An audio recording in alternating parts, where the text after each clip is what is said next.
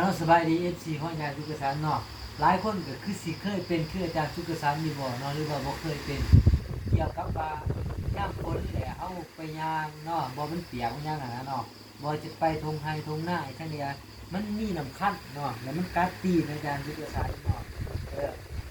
มันกัดตีนนะเนาะเห็นบ่เนาะกัดตีนแดงเบิดนี่เนาะแดงเบิดขาวเบิดโอ้ยลำบากหลายเนาะคั้นเนาะมีแต่เก่าเนาะแล้ววันนี้อาจารย์ทุกท่านจะมาทดสอบเนาะเขาว่าวิธีการแบบบานๆเท่ากับคือการเอามะนาวบีบใส่เนาะเขาว่ามันแสบเนาะเอามาเบิ่งว่ามันสิแสบอีหลีบ่เนาะอาจารย์ทุกท่านสิมาลองเฮ็ดเบิ่งเนาะถ้าบ่สั่นก็บ่เซาเด้อพี่น้องเขาว่าเนาะเอาลองเบิ่งเด้อเนาะ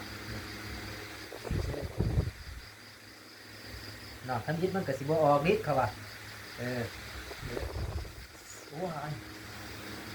กินผู้ออกดีด้วยเลยนี่ตัวนึงที่สองมันนี่เนาะบางวันมันก็สักจีบเลยได้ก็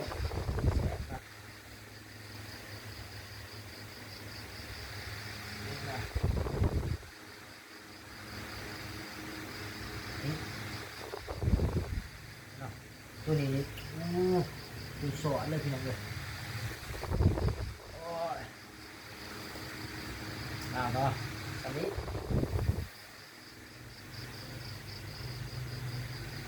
โอ้พี่น้องเลยมองกินพี่น้องเลยโอ้แสบพี่น้องเลย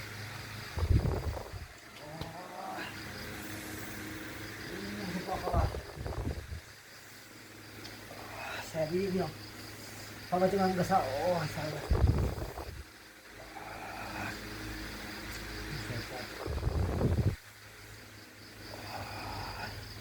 เสร็จออกกับน้องไว้